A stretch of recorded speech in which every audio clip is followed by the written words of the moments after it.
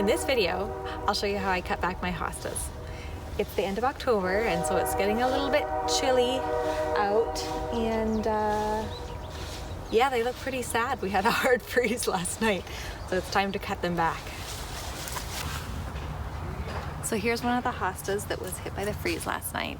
So this is definitely the time to cut it back.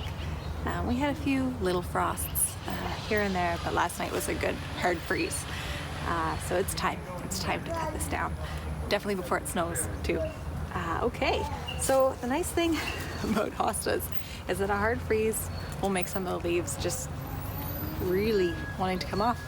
So yeah, you just pull them right off. Now this one actually has a slug in it. So that's one of the reasons that I cut back my hostas. Slugs, love them.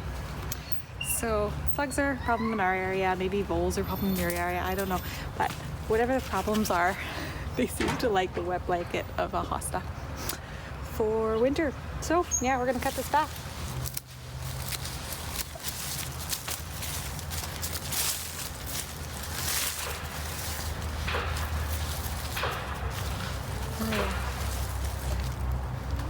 Another one.